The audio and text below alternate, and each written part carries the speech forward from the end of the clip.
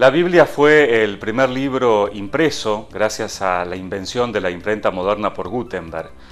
A lo largo de los años y de los siglos, la Biblia ha sido leída por miles y miles de personas en todo el mundo. Podríamos decir inclusive que cada religión tiene su libro sagrado, pero particularmente la Biblia es un libro que, si bien los católicos, los creyentes sabemos que es fundamental, no muchas veces sabemos cosas ciertas acerca de este libro, ¿no? Hemos visto seguramente muchas películas también sobre la Biblia, sobre personajes de la Biblia que son relatados allí. Por eso, en esta noche, en Cuestión de Fe, queremos acercarnos con algunas preguntas y algunas respuestas a conocer un poco más sobre la Biblia, que es de alguna manera también el alma, lo fundamental para nuestra religión. Por eso, esta noche vamos a abordar qué es la Biblia, quién la escribió, dónde se escribió, cómo se divide la Biblia y tantas otras preguntas que también seguramente ustedes se hacen. Bienvenidos a Cuestión de Fe.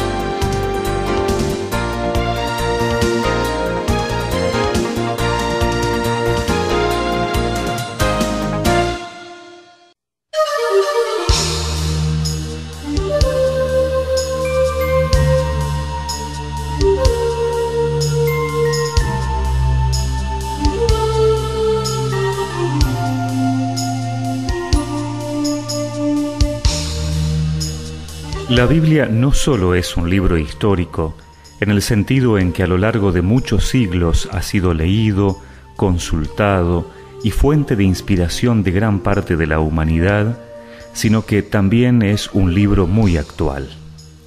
Cuando buscamos en Google la palabra Biblia, aparece en castellano en más de 16 millones de referencias y en inglés más de 75 millones de veces. Hay actualmente en YouTube más de 1.350.000 videos en castellano y en inglés más de 5.800.000 videos. A nadie le alcanzaría la vida para leer o ver todo lo que se ha escrito y filmado.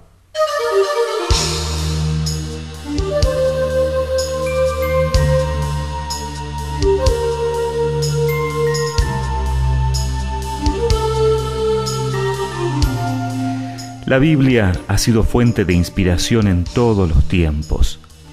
Sus personajes han llenado páginas, la pintura ha inmortalizado tantas escenas y sus historias han sido narradas por el cine de diferentes maneras. Se han hecho documentales, recreaciones, preguntas y respuestas, a veces buscando plantear más un misterio que dar claridad. Hay monumentos a la Biblia, está en las iglesias, la venden en la mayoría de las librerías. Muchos tenemos una Biblia en casa. Alguien la regaló o la compró. Tal vez quedó con poco uso, la han usado otros, a veces parece un misterio. Pero, ¿qué sabemos de la Biblia? ¿Por qué se llama así? ¿De qué habla? ¿Por qué es tan importante para la fe? ¿Qué significa que sea palabra de Dios?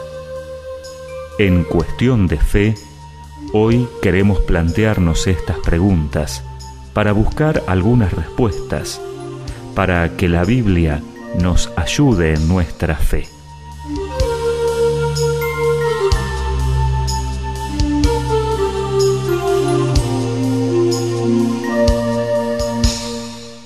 Hemos Hemos visto cómo la Biblia está difundida en todo el mundo, podemos acceder a ella a través de internet de muchas maneras y realmente en esta noche queremos acercarnos más un poco para conocer acerca de qué es la Biblia, ¿no? Seguramente un libro que muchos tal vez en nuestra casa tenemos o alguna vez nos han regalado y tal vez, inclusive algunas veces está en nuestra casa, tal vez en una biblioteca, ¿no? Por eso en esta noche hemos invitado para compartir con nosotros y para iluminarnos y poder hacerle algunas preguntas al padre Marcelo Carraza, que es licenciado en Biblia, sacerdote de la diócesis de Gualeguaychú e integra también la Comisión de Pastoral Bíblica a nivel nacional. Padre Marcelo, ¿qué tal? Buenas noches. Buenas noches, Pedro, ¿cómo estás? Muy bien. Bueno, en primer lugar, veíamos también en la introducción que en realidad la Biblia, si bien es algo de nuestra fe, pero muchas de las religiones, las grandes religiones, sobre todo las monoteístas, también tienen otros libros sagrados, ¿no? Exacto. Las tres grandes religiones monoteístas normalmente se las intitula las religiones del libro. Más allá de eso, nosotros sostenemos que por lo menos los católicos tenemos el libro sagrado, pero no dependemos del libro exactamente, sino que Dios se vale de la palabra de Dios para hablarnos a través del libro, digamos, ¿no? ¿Hay otras religiones, aparte de las religiones monoteístas, que serían cuál? ¿El judaísmo? El judaísmo y los musulmanes, claro, el islamismo, digamos. Y el cristianismo. Y el cristianismo, exacto. ¿Y otras religiones también tienen libros sagrados? Hay algunas otras religiones que tienen, sobre todo de raíces hindúes, que por allí aparece el zoroastrianismo y algunas otras más. Hay algunas otras más bien de corte animista, que se le llama, que por ahí encontramos en África o algo por el estilo. Esas no tienen normalmente algún escrito o algún libro escrito, ¿no? Pero sí hay algunas otras religiones. Uh-huh. Y en general, ¿cuál es el valor que se le da en las religiones al libro concretamente o al libro sagrado? Bueno, por lo menos lo que yo conozco más bien son en las tres más grandes, digamos, algunos aspectos, ¿no? En el islamismo, digamos, lo que normalmente nosotros conocemos como musulmanes, normalmente es donde tiene un peso muy fuerte, porque normalmente hay una lectura que se llama literalista, o decir, con algún aspecto fundamentalista, es decir, lo que está escrito, así se lee, así se piensa, así se cree en ese libro, ¿no? El judaísmo, depende también la orientación que tenga, y el cristianismo ya se mira de no manera tan fundamentalista, ¿no? O sea, ya hay una interpretación del texto, porque sabemos que el texto también fue escrito hace mucho tiempo, digamos, entonces hay que mirar, leer, trayendo también al hoy lo que Dios nos pueda llegar a decir, ¿no? Pero por supuesto todos sostenemos que palabra de Dios y por supuesto le damos la reverencia y el respeto que corresponde, ¿no? Por esto mismo al libro o este tipo de libros se los llama sagrados. Sagrado, exacto. Normalmente en el Antiguo Testamento, por ejemplo, nosotros vamos a encontrar de que se habla, una imagen muy interesante es los libros que manchan, no en el sentido negativo de la palabra manchar, sino en el sentido positivo, ¿no? Que dejan una marca, que dejan una huella. Son los libros que nos permiten descubrir, bueno, que Dios nos está hablando. Estos libros sagrados son sagrados porque la palabra sagrado significa separar para Dios. Entonces son los libros de los que Dios se vale para hablarnos a todos nosotros, digamos, ¿no? Entonces, por esta razón son sagrados, digamos, ¿no? Y porque están inspirados. Claro. ¿Hay una coincidencia, algún tipo de coincidencia entre los principales libros sagrados, el Corán, el libro de los judíos sería la Torá, ¿no? Exacto. Nosotros compartimos con el pueblo judío el libro. Nosotros llamamos Antiguo Testamento, lógicamente ellos no le llaman Antiguo Testamento porque no tienen un nuevo. Ellos en realidad le llaman Tanakh, o Tanaj sería, a lo que nosotros llamamos Antiguo Testamento, por la división que sería entre ley, profetas y demás escritos. Lo que pasa es que en hebreo sería, uno empieza con la T, Torah, Nevi'im, que serían los profetas, Ketuvim, que serían los demás escritos. Entonces, con eso se forma la palabra Tanaj. Así se llamaría la Biblia hebrea. Por ejemplo, esto. Esta es una Biblia Lo que pasa es que como es desde los católicos tiene el nombre de Biblia hebraica. Ajá. Pero en realidad los judíos dirían la Tanaj. Esta Biblia está escrita en hebreo. En hebreo. ¿Y es la Biblia que utilizan ellos? Normalmente esta es una versión, sería una edición católica.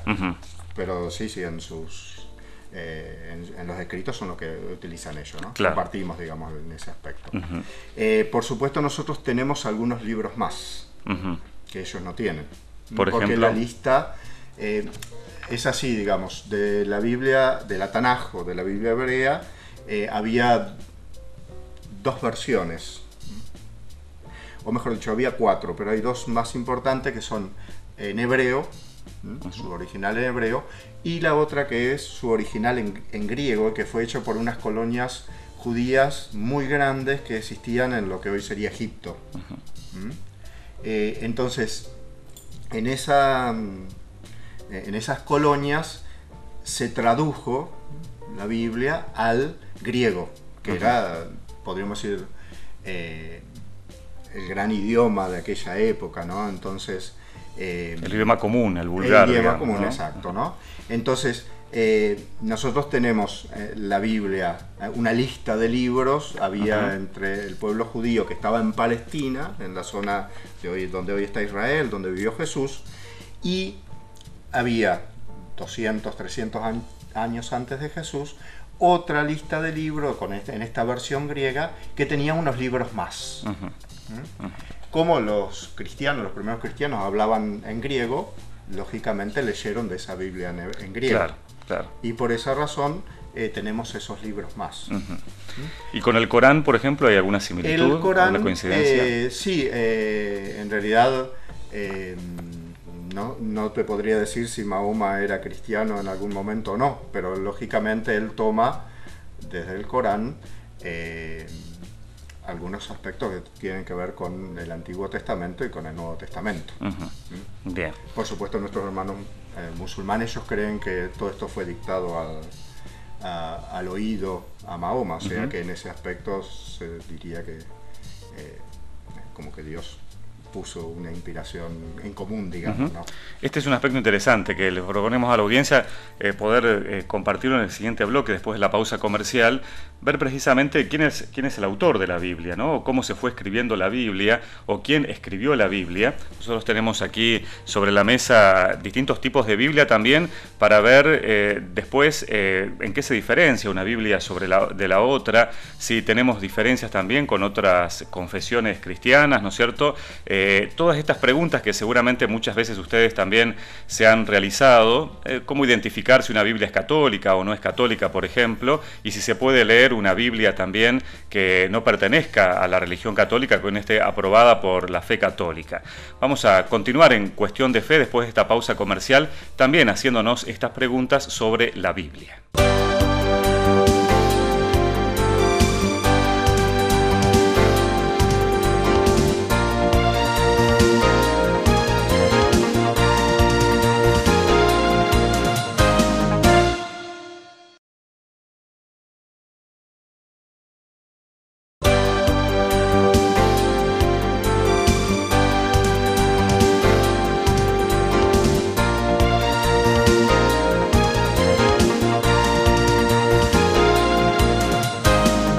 Estamos en Cuestión de Fe, en este programa hablando sobre la Biblia. Y nos está acompañando el padre Marcelo Carraza, que es sacerdote, es licenciado en Biblia, y precisamente queremos preguntarle a él también sobre las cuestiones más esenciales, ¿no? Como por ejemplo, ¿qué significa la palabra Biblia? ¿Por qué se llama Biblia, este libro sagrado que tenemos los cristianos? La palabra Biblia en realidad es un plural neutro, que significarían los libros. Algunos sostienen que podría decirse también como una biblioteca, ¿no? Por al ser tantos libros sería como una pequeña biblioteca hecha, podríamos decir, dentro del formato de un libro. Recordemos que en la antigüedad existían rollos y códices, no tenemos los libros que nosotros hoy podemos tener, ¿no? Claro. Eran rollos o se hilaban unos códices que serían como una especie de hojas. de hojas de pergamino, o sea, el cuero de algunos animales, y con eso se armaba como una especie de libro. Claro. Y entonces, si son varios libros, no es un solo libro, ¿cuántos libros son los que integran la Biblia? Bueno, allí tenemos, en el Antiguo Testamento, tenemos unos 46 y después 27 en el Nuevo Testamento, digamos. ¿En qué se basa la diferencia o la división Antiguo Testamento y Nuevo Testamento? Bueno, la división está sobre todo en el acontecimiento Cristo, digamos, el acontecimiento de Jesús, el Hijo de Dios que se hace carne, y entonces a partir de lo que está expresado, digamos, de la vida de Jesús y de lo que Él hizo, allí es como el corte, podríamos decir, ¿no? De hecho, en cuestión de tiempo, de épocas, no hay tanta diferencia. El último libro del Antiguo Testamento, aunque hay algunas discusiones sobre la fecha, sería del 50 antes de Cristo, y tal vez el escrito del Nuevo Testamento más antiguo sería más o menos del 40 y pico, las cartas de Pablo, que son las primeras justamente. Claro. ¿Y el último de los libros, en qué año fue escrito? ¿Del Nuevo Testamento? Sí. Se supone y se sostiene que sería la segunda carta de Pedro, más o menos alrededor del 125 después de Cristo. Entonces, ¿podríamos decir que Jesús leyó la Biblia, o por lo menos el Antiguo Testamento? Jesús ha leído el Antiguo Testamento, sobre todo podríamos decir lo que se llama normalmente la Torá, que para tener una referencia sería la ley, nuestro Pentateuco. Los 5 primeros libros de la Biblia normalmente eran los más leídos, pero también por lo que vemos que Jesús cita, también ha leído bastante los profetas. ¿Todos los libros hablan de lo mismo o cómo se dividen los distintos libros de la Biblia? Bueno, se hacen dos divisiones, digamos. La división que hoy decíamos propiamente de la Biblia hebrea, donde está la ley, que sería el centro y lo más fuerte, esos 5 primeros libros. Después los profetas, y por último demás escritos que hablan de cuestiones bastante diversas, ¿no? Los católicos a veces usamos una división distinta, por ejemplo, en el Antiguo Testamento, porque lo miramos a partir de un poco los géneros literarios, ¿no? Aparece sí el Pentateuco, respetando la importancia que tiene, pero después podemos poner libros proféticos, libros históricos, libros poéticos y libros sapienciales. No hay... podríamos decir que no está tan rígida la división. O sea que hay libros que los históricos relatan acontecimientos que efectivamente ocurrieron. Sí. Por supuesto, nosotros tenemos que entender la idea de historia que había en la antigüedad, que es muy distinta a la idea que tenemos hoy. Para nosotros hoy algo histórico es algo que está relatado al mínimo detalle, de lo contrario se le estaría tergiversando el hecho. Pero en la antigüedad la historia era se relataba aquello que servía para una enseñanza actual. Es decir, yo recordaba algo antiguo para que los que me estuvieran escuchando hoy les pudiera servir en su vida. Entonces no importaban tanto los detalles. De hecho hay una anécdota de que un contemporáneo de Heródoto, que sería nuestro padre de la historia, así un griego, de la historia como la entendemos hoy, decía que Heródoto perdía el tiempo contando cosas inútiles. Claro, porque era muy detallista. Muy detallista, claro. Todos los detalles que no. Te propongo que veamos un video donde muestra cuáles son todos los libros de la Biblia, y de esta manera entonces, al mencionarlo también podamos saber cuáles son todos estos libros que tenemos en la Biblia.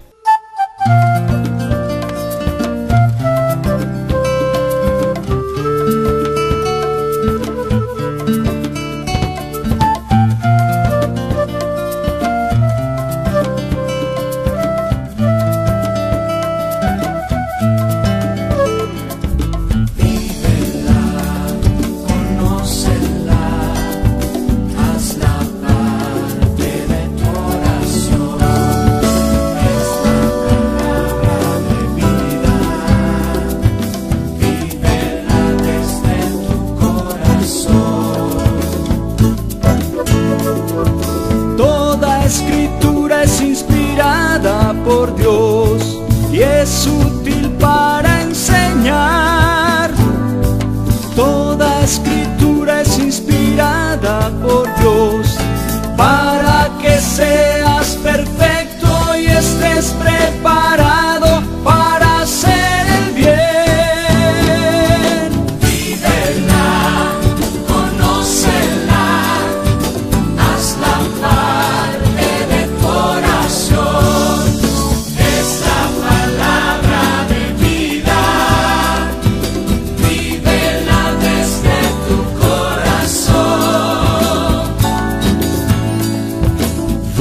a darles un nuevo corazón y a infundirles un espíritu nuevo.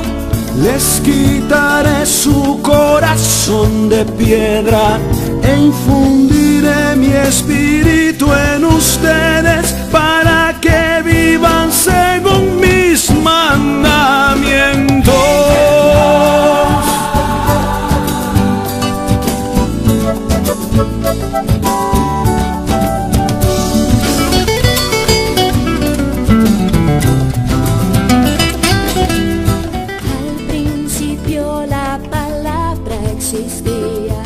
Y la palabra estaba junto a Dios.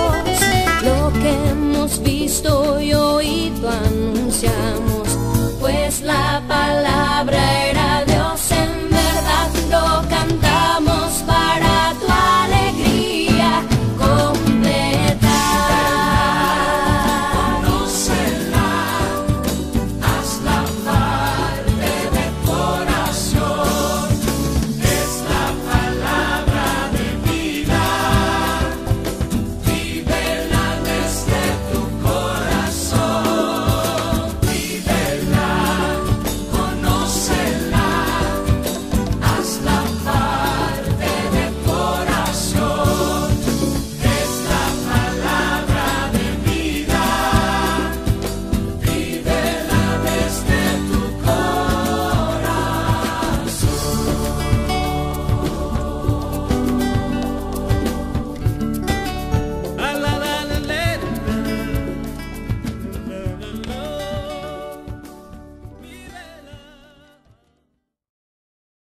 Veíamos esta lista de libros, Padre Marcelo, muchos que contienen nombres, ¿no es cierto? Ellos son los autores de estos libros, o sea, ¿quién escribió la Biblia en realidad? Bueno, aquí tenemos que hacer una distinción entre autores, digamos, ¿no? Por un lado tenemos lo que normalmente se llama escritores santos, que serían propiamente los autores de cada uno de los libros, autores humanos, por decirlo, ¿no? Por un lado. También está el autor divino, digamos, el Espíritu Santo, el que inspira a cada uno de estos hombres a escribir estos libros sagrados, digamos, ¿no? Entonces, un autor es Dios a través de su espíritu, pero que respeta la voluntad, el estilo, el conocimiento de los autores humanos. Nosotros no creemos que hay un dictado al oído y que el autor humano simplemente escribió lo que se le dictaba, sino que hay una inspiración que le permite a una persona mirar, ver, descubrir cómo Dios obra y actúa, y de esa manera lo pone por escrito con los conocimientos, la forma de escribir que él tenía. Encontramos algunos nombres, sobre todo en el tema de los profetas, o por ahí algunos libros históricos, pero no necesariamente el nombre que aparece es el nombre de quien lo escribió. A veces relata, por ejemplo, lo que dijo tal profeta, pero eso es otro, o algún discípulo o otra persona el que escribe aquello que dijo el profeta, ¿no? Por ejemplo, qué sé yo, las historias, ponele de Samuel o de algún otro personaje como Josué, en realidad son escritores posteriores los que relatan los hechos. Claro, y se atribuyen a ese nombre. Se atribuyen a ese nombre, ¿no? En la antigüedad, en la antigüedad también tienen una gran distinción con nosotros en cuanto que no había problemas de poner el nombre de otra persona como autor de un determinado libro, porque si uno se reconocía discípulo o seguidor de esa persona, le correspondía más bien al maestro llevar el nombre y no a quien lo escribía, digamos. Claro, te iba a preguntar por eso el tema de las cartas de San Pablo, que hoy en día se saben que muchas cartas de San Pablo no fueron escritas por Pablo. Por Pablo, exactamente. O por lo menos sí algo fue escrito por él, después hubo una redacción posterior de algún discípulo, de alguna escuela que le seguía, digamos, ¿no? Entonces, en este aspecto, para nosotros nos parece como medio complejo entenderlo desde nuestro derecho de autor y todas las demás cosas que tenemos modernamente, pero en la antigüedad tranquilamente la pseudonimia, que así es como se llama, tranquilamente se usaba y todos entendían claramente. Ahora, por el hecho de haber sido escrito entonces por hombres en su cultura, en su lenguaje, ¿eso quiere decir que la Biblia puede tener errores o puede contener cosas que no son ciertas? No, la Biblia habla verdades necesarias para nuestra salvación. Ajá. En el estilo, en el género literario que se utilice, lógicamente habrá cosas que no coincidan con los conocimientos científicos que podemos tener hoy, modernamente. Lógicamente, la Biblia no nos quiere expresar, por ejemplo, podríamos decir, cómo está articulado el hombre. Usa una imagen, que es el hombre creado de barro, para decirnos que Dios lo ha creado. Eso no quiere decir que el hombre haya sido hecho de barro. Exacto, no es que Dios estaba jugando un día con barro y armó una figura humana, y, o sea, dijo, lo soplo y aparece un hombre. Pero no por eso tampoco está mintiendo. Está usando una imagen que posiblemente ayudara también en aquel momento y en aquella época a entender que Dios es el que creó. Bien, esto lo podríamos abordar inclusive más ampliamente en otro programa, todo el tema de cómo leer la Biblia, ¿no es cierto? Y cómo interpretar la Biblia, ¿no? Exacto. Ahora, precisamente, entonces, todo lo que nos dice la Biblia para nuestra salvación, nosotros tenemos que creerlo. Exacto. Allí está escrito lo necesario para nuestra salvación. Tampoco dice que no haya algún escrito distinto que pueda llegar a tener algo que sea válido para nuestra salvación. Bien. No lo dice. Claro. Dice, con esto es lo necesario, si uno lo cree, para poder tener lo necesario para la salvación. Este tema entonces podemos abordarlo en el siguiente bloque, que es precisamente esto, si existen otros escritos, ¿no? Muchas veces se ha planteado que existen otros evangelios, ¿no es cierto? Inclusive hay alguna película que precisamente ha puesto sobre el tapete esta cuestión de otros escritos que inclusive podrían estar ocultos. Así que en el siguiente bloque vamos a precisamente abordar este tema aquí en Cuestión de Fe, hablando esta noche sobre precisamente la Biblia, acercándonos con preguntas y respuestas a algunas de las cuestiones fundamentales de este libro tan importante para los cristianos.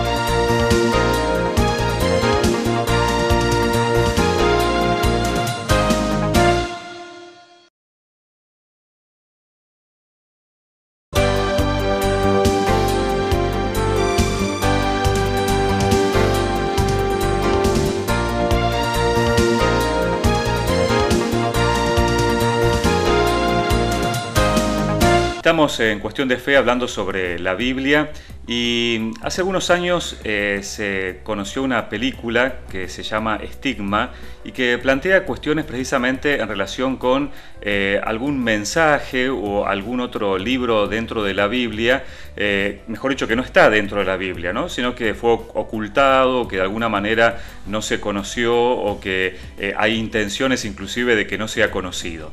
Vamos a ver un fragmento precisamente de esta película donde hace referencia a esto, a este supuesto evangelio de Jesucristo, que después se va a conocer más como el Evangelio de Tomás y que plantea como un mensaje distinto a lo que conocemos en la Biblia.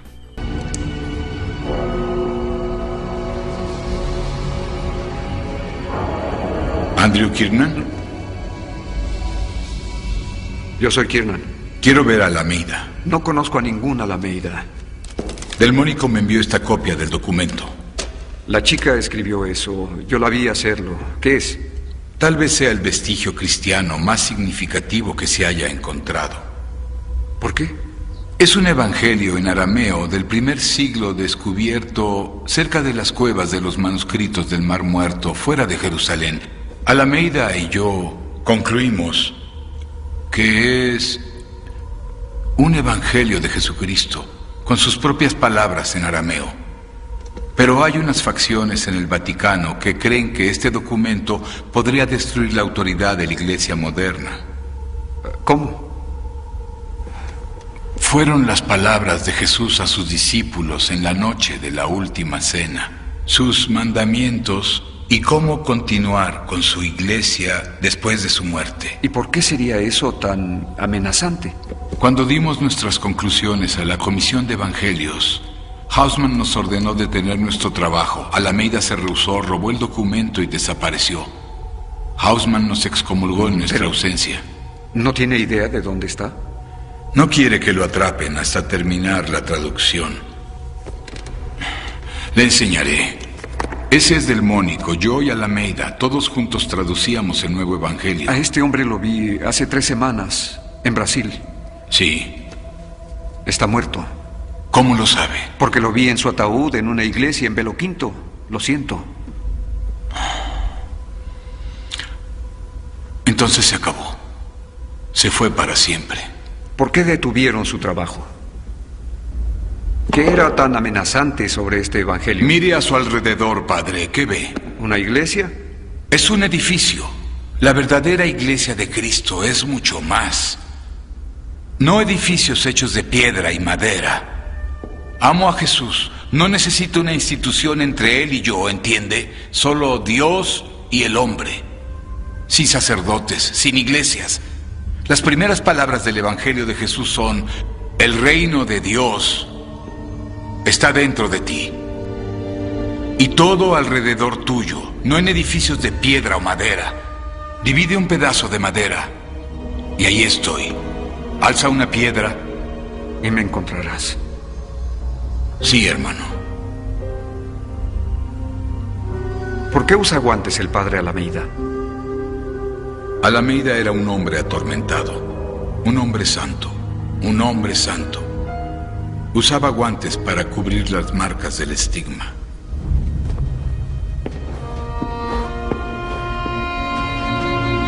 Ella está estigmatizada. Es por eso. Ella solo es su mensajera. Hausmann nunca dejará que se conozca este evangelio.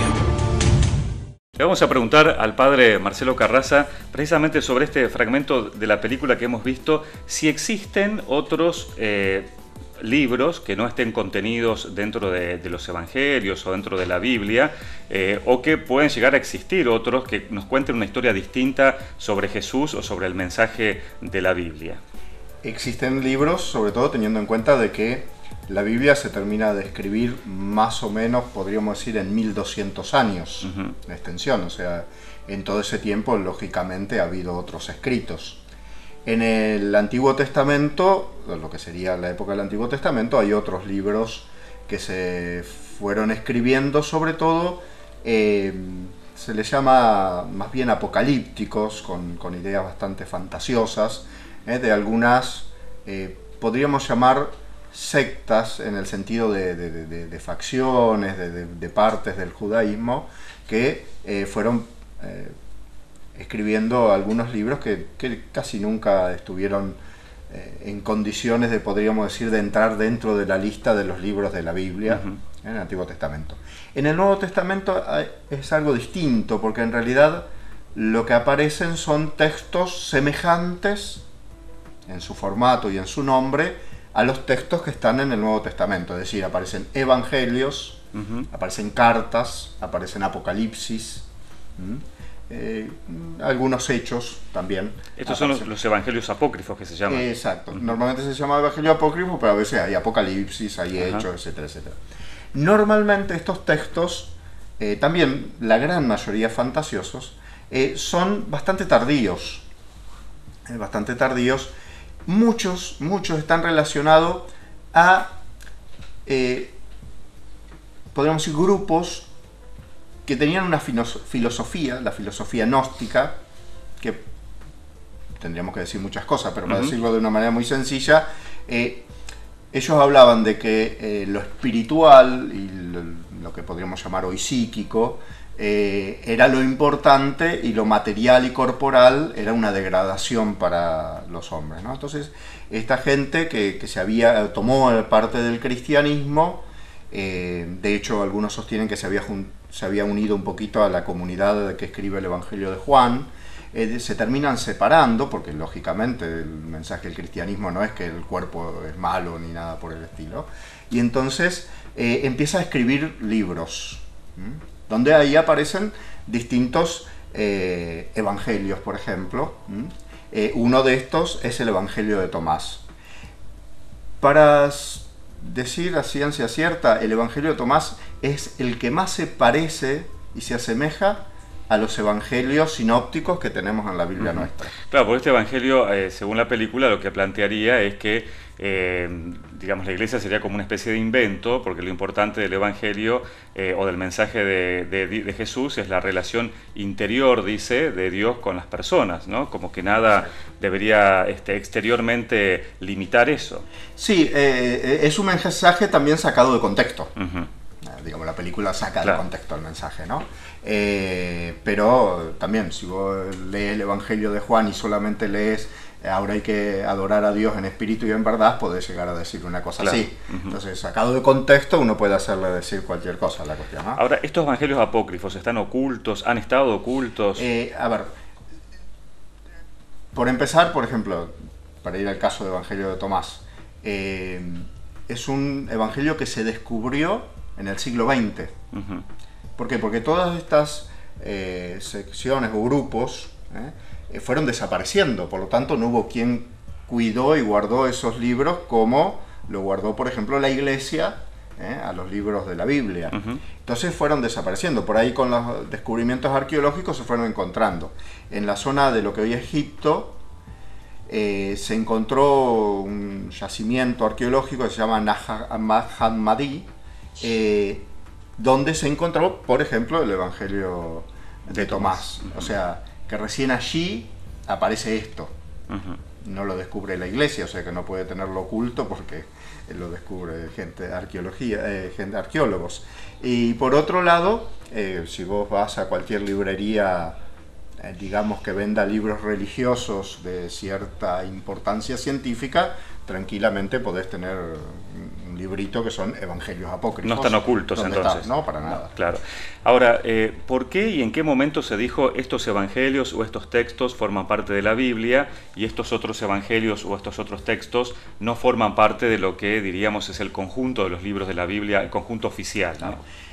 Para eso tenemos que entender un término técnico, si se quiere, que es el término canon. La palabra canon en realidad significaba una regla, algo para medir. Pero también significaba una lista. Y como se une más o menos la idea de lista y de regla, se habla también de una regla de vida o una regla de fe. Es decir, en algún momento, primero todo el judaísmo hace un canon, una lista de libros que serían los que el judaísmo dice, estos libros son los que representan nuestra fe. Eso es lo que nosotros creemos. Lo hizo la iglesia judía, por decirlo de una manera, y lo hace también la iglesia cristiana. Más o menos, podríamos decir, las primeras veces que aparece dentro de los documentos la lista, sin definirla así completamente, decir, bueno, totalmente quedan afuera los otros, siglo IV, V después de Jesús. Esa lista lo que significa es esto, es decir, estos libros contienen lo necesario para nuestra fe y nuestra salvación, nos representan en nuestra fe y en nuestra salvación, y a través de ellos Dios nos habla. No dice, como decíamos anteriormente, que no haya la posibilidad de que en otro libro haya algún aspecto que tenga que ver con nuestra fe. Claro. Ahora, por ejemplo, los evangelios apócrifos, así como decíamos que en la Biblia encontramos la palabra de Dios, en los apócrifos u otro tipo de textos, ¿se lo puede tomar también como palabra de Dios? No, normalmente no representa nuestra fe, muchas cosas son fantasiosas. Un ejemplo, Jesús de niño hacía pajaritos de barro y los soplaba y salían volando. Lógicamente fantasioso. O para ir ensayando, por ahí se enojó con algún amigo que le hizo no sé qué cosa, lo mató y lo volvió a resucitar, digamos, o sea, cosas que lógicamente no serían fantasiosas, claro, digamos, ¿no? La mayoría tienen esta realidad. Por eso te decía, en ese aspecto el Evangelio de Tomás no es tan fantasioso, pero lógicamente tiene detrás toda esta idea gnóstica de que es malo lo corporal, lo material. Si recordás, también salió en no sé qué otra película el famoso Evangelio de Judas, también gnóstico. Alrededor del año 200 se escriben estos libros, 250 después de Cristo, Y por ejemplo en esa también, Judas en realidad había sido el mejor de los discípulos porque era el que, como Jesús moría, se sacaba la cárcel del cuerpo. Entonces todo esto lógicamente no coincide con lo que nosotros creemos. ¿Y en qué año se determina concretamente cuáles son los libros que conforman la Biblia? Bueno, cuando se determina, digamos, excluyendo, en realidad, fíjate vos, es en el 1400 y pico, bastante tardío, que es cuando la iglesia reformada por Lutero toman la lista de libros en el Antiguo Testamento que existía en Palestina. ¿Te acuerdas que hoy decíamos existía en Palestina, donde hoy es Israel, existía una lista de libros, y en la versión griega existía otra lista más grande? Bueno, ahí cuando las iglesias que siguen a Lutero toman esa lista, la Iglesia Católica en el Concilio de Trento define que nosotros optamos por la lista más larga, por decirlo de una manera. En el Antiguo Testamento, en el Nuevo Testamento no hay... O sea que de alguna manera es la Iglesia la que determina qué es palabra de Dios y qué no es palabra de Dios. La Iglesia lo que determina es qué libros contienen la palabra de Dios y pueden contener la regla de fe para que nosotros vivamos. Dios... Por eso mismo nosotros no somos fundamentalistas, o sea, nosotros decimos en la Biblia está la palabra de Dios, pero no decimos por eso de que la escritura es una escritura, un dictado al oído, sino que Dios se vale de esto para hablarnos a nuestra vida. Por eso no hay que tomarlo de manera literal. Sí, de manera literal hay una distinción, una cosa es literal, otra cosa es literalista. Literalista es decir, esto está, por ejemplo, si tu mano peca, córtatela. Andaríamos mucho manco. Fíjense en eso, creo que la forma más rigorista de leer el Corán, muchas veces, al que roba en un país... se le corta la mano. Se le corta la mano, por ejemplo. Una lectura fundamentalista. Bueno, tenemos muchas Biblias sobre la mesa. Propongo hacer una pausa comercial y cuando volvamos entonces vamos a ir viendo las distinciones entre las distintas Biblias, si todas son iguales, si todas contienen los mismos libros y si podemos leer todas las Biblias. La pausa comercial y ya volvemos en Cuestión de Fe.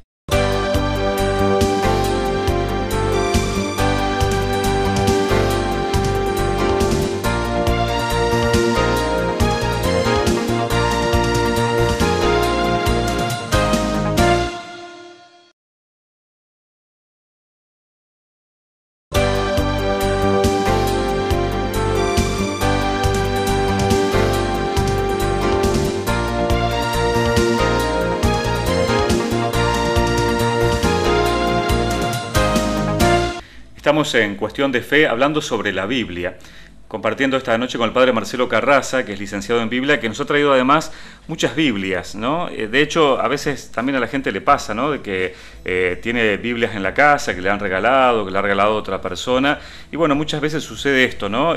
¿Todas las Biblias son iguales o el texto varía, hay diferencias? Tenemos que partir del hecho de que la Biblia en su origen fue escrito sobre todo el Antiguo Testamento en hebreo, con algunas partecitas en arameo, y el Nuevo Testamento y alguna parte del Antiguo Testamento en griego. Por lo tanto, lo que nosotros tenemos son traducciones. ¿Y las traducciones varían? Las traducciones varían por esta realidad. Sobre todo el idioma hebreo y arameo, un poco más que el griego, son idiomas muy pobres en su cantidad de palabras.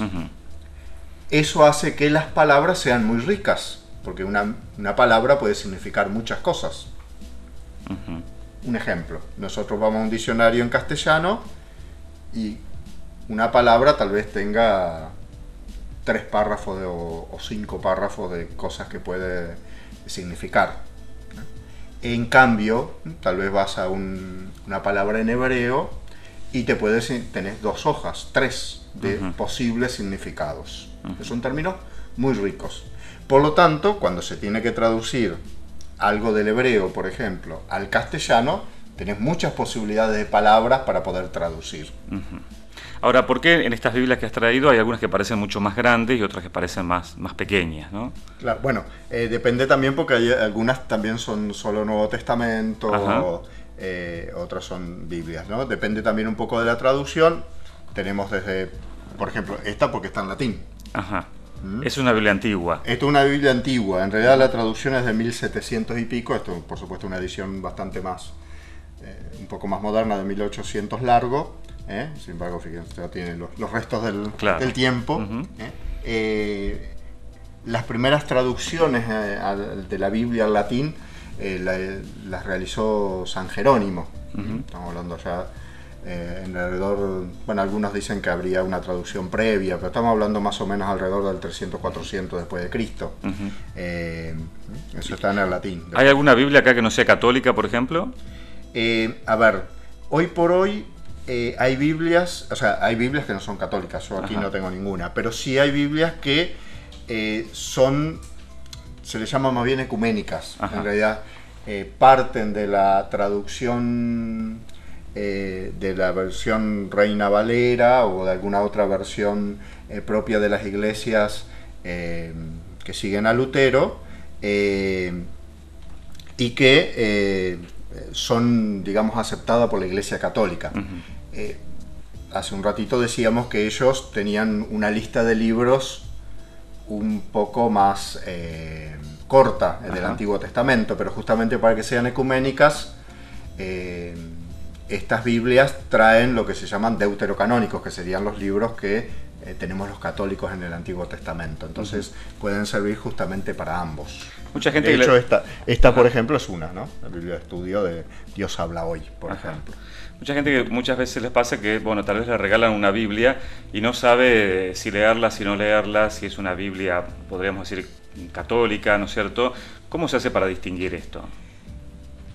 Mira, no es tan fácil porque tendrías que tener la Biblia... ¿Pero cualquiera puede leer cualquier texto de la Biblia? Yo creo que, bueno, a ver, las Biblias católicas tienen en la primera página, primera, segunda página, vos te vas a encontrar con lo que se llama un nihil oftat, o sea, nada obsta. Lo digo en el idioma que está en latín porque normalmente está escrito de esa manera. Es decir, nada obsta a la fe, nada está contrario, nada va a ser un obstáculo para la fe. Un texto que autoriza, que autorizado por la Iglesia Católica. Entonces, si vos encontrás se escribe nihil con una H entre medio, oftat, entonces vos te podés ir tranquilo, ya está firmado normalmente por Monseñor tanto. Entonces, en ese sentido, no tenés problema. Estas que normalmente llamamos ecuménicas, normalmente las hacen, acá parece medio chivo, pero bueno, no tengo nada que ver con las Sociedades Bíblicas Unidas, pero Sociedades Bíblicas Unidas que en la Argentina, esta sociedad normalmente está liderada por gente de iglesias, como normalmente llamamos protestantes.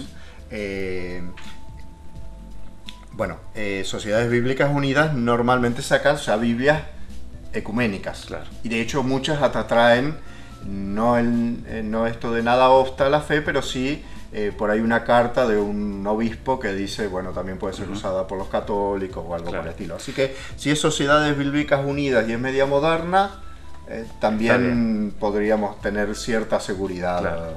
¿Y se siguen haciendo nuevas traducciones? ¿Se sigue traduciendo la Biblia o se utilizan traducciones antiguas? De hecho, esto que está aquí es un... en realidad esto está de contrabando, podríamos decir, porque en realidad todavía no salió a la venta. Ni en realidad esto es una edición que se hizo y se le mandó a gente para que revisaran y vieran y dieran algunos aspectos sobre la edición, sobre si está fácil de leer, las notas, etcétera, etcétera, ¿no? Esto en realidad son los evangelios, nada más, pero es de una Biblia que se llama Vía, Biblia de la Iglesia en América, que en realidad está pensada, primero de todo, para los hispanos de Estados Unidos. Pero también que muy posiblemente va a también desarrollarse para toda América Latina. Hay muchos biblistas de Sudamérica, la mayoría son biblistas de Sudamérica que están haciendo las traducciones, y muchos son de nuestro país, de Argentina también, así que en este sentido. Por ejemplo, esto se está realizando. Digamos. Está Como en, esto, en puede haber corrección, otras, podríamos decir. Exacto. De hecho, la Biblia de estudio nuestro, que es la Biblia de Jerusalén, en realidad en francés, digamos, sería la traducción original, después está traducida al castellano. Esta Biblia, cuando comenzó, la idea era hacer tomos por cada libro de la Biblia, con comentarios, etcétera, etcétera. Después se redujo a esto para tenerlo en un solo libro, y ahora se está nuevamente haciendo en tomos, con comentarios, con algunos biblistas que van realizando notas para explicar, digamos, lo que aparece en cada libro, digamos, ¿no? Bien. Muy bien, vamos a ir a una nueva pausa comercial y cuando vengamos en el último bloque de nuestro programa vamos a ver qué es lo más importante que tenemos que encontrar en la Biblia. Seguimos en Cuestión de Fe.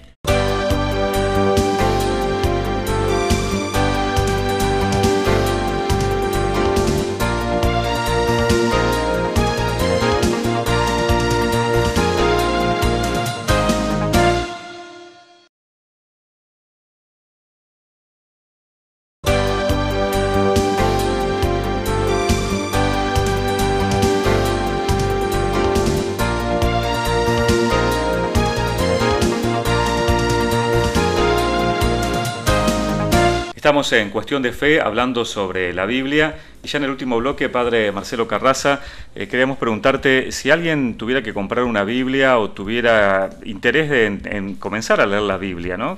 De alguna manera, ¿cuál es la mejor Biblia, cuál es la mejor traducción para comenzar a hacerlo sin que esto vaya en desmedro también de las otras traducciones, ¿no? En realidad, más que hablar de mejores traducciones, las traducciones tienen como un criterio. Como hoy decíamos, como existen la posibilidad de muchos términos en castellano que puedan traducir un término de los idiomas originales, entonces uno puede tomar determinados criterios. Por ejemplo, por decirte, lo que decíamos hoy de la Biblia de Jerusalén, por ejemplo, tiene el criterio de estudio. Lo mismo esta que es la ecuménica, ¿no? Dios habla hoy de estudio. Son Biblias que están pensadas en la traducción para que quien se dedica a estudiar, quien quiere profundizar de otra manera los textos bíblicos, puedan encontrar una traducción más pensada desde allí.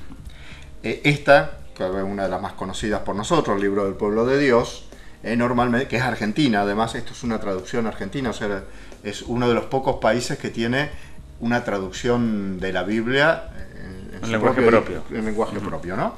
Esta traducción, por ejemplo, para nosotros sirve mucho en lo pastoral.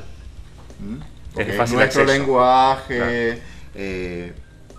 Además está pensado desde un criterio catequístico, es decir, para justamente las personas que quieren ir creciendo en el conocimiento de la fe. Sí. Por ejemplo, esta otra, que es ecuménica también, que se llama Traducción en lenguaje actual, está pensada para las personas que tal vez no tienen nada de idea de la fe y de la religión. Entonces por ahí muchos términos que a veces aparecen en nuestras Biblias que no son tan entendibles, le hacen un giro lingüístico como para que se sientan más entendibles. A veces tiene el problema de que perdemos algunos términos que indican propios de nuestra fe, ¿no? Pero bueno, para ir cerrando este programa, si tuviéramos que decir, bueno, la Biblia, ¿no es cierto?, al acceder a la Biblia, ¿qué es lo más importante que nos encontramos en la Biblia? La Biblia es el instrumento por el cual Dios se vale para hablarnos a todos nosotros. Es un instrumento en el cual lo importante es encontrarnos con el Señor, encontrarnos con Dios. Si nos quedáramos solamente en el libro, perderíamos la dimensión de que lo importante es el encuentro con Dios. Dios es alguien vivo, no está puesto en un libro. Entonces, para nosotros esa lectura cotidiana de la palabra de la Biblia nos permite justamente encontrarnos con la palabra de Dios, un Dios que se dirige a nosotros. Dios no hizo escribir la Biblia para que nosotros supiéramos qué pasó, qué fue, qué se hizo, sino para que eso tomara en cierta manera, podríamos decir, vida y nos hable a nosotros y a las experiencias de nuestra vida, ¿no? Vamos a comprometerte entonces para un próximo programa para ver entonces cómo hay que leer la Biblia, ¿no? ¿Puede ser? Muchas gracias. Bien. Vamos con estas palabras del Papa Francisco, hablando precisamente sobre qué nos encontramos en la Biblia, ¿no? Y también, como hacemos en nuestro programa, al final un pequeño resumen de lo más importante que hemos hablado en este programa del día de hoy, en el que hemos querido abordar sobre todo el tema de la Biblia, de este libro tan importante para nosotros. Les recuerdo que todos aquellos que quieran hacernos algún comentario, alguna pregunta, pueden escribirnos a nuestro correo electrónico, cuestiondefetv@gmail.com, y de esta manera también en los próximos programas iremos comentando lo que nos han ido escribiendo y también si hay alguna pregunta en concreta ir pudiéndola abordar en los próximos programas. Muchas gracias por acompañarnos y el próximo programa entonces vamos a seguir profundizando sobre la Biblia, hablando sobre todo de esto, ¿no? De cómo leerla, cómo rezar con la Biblia, cómo hacer de que Dios nos hable a través de la Biblia. Muchas gracias. È per questo che la nostra fede non ha al centro soltanto un libro, ma una storia di salvezza e soprattutto una persona, Gesù Cristo, parola di Dio fatta carne. La vita e la missione della Chiesa si fondano sulla parola di Dio, la quale è anima della teologia e insieme ispiratrice di tutta l'esistenza cristiana. L'interpretazione delle Sacre Scritture non può essere soltanto uno sforzo scientifico individuale, ma deve essere sempre confrontata, inserita e autenticata dalla tradizione vivente della Chiesa. Señor, tú tienes palabras de vida. Señor, tú tienes palabras de amor. Y dime a quién iré, a quién buscaré, y dime a dónde iré sin ti. Dime a quién iré, a quién buscaré, y dime a dónde iré si tú tienes palabras de vida. Dime a dónde iré o a quién iré. Dime a dónde iré sin ti. Tú tienes palabras de vida y dime a dónde iré o a quién buscaré.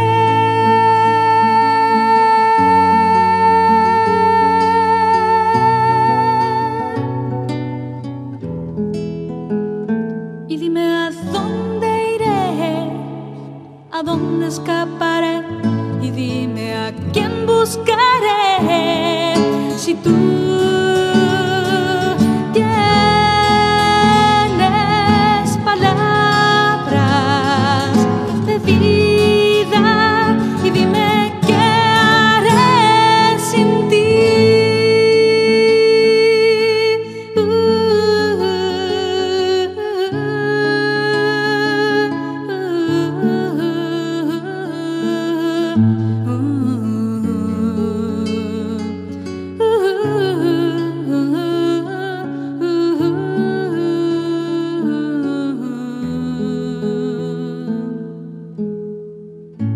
Señor, tú tienes palabras de vida.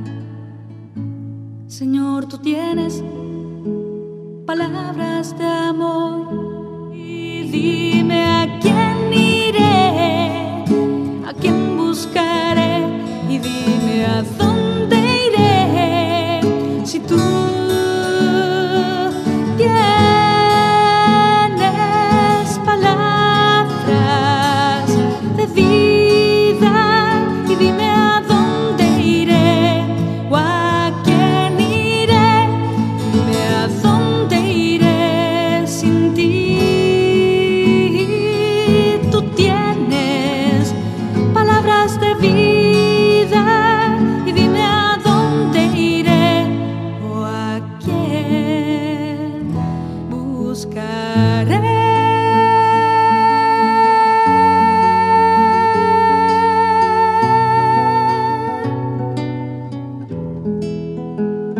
Y dime a ¿a dónde escaparé? Y dime a quién buscaré. Si tú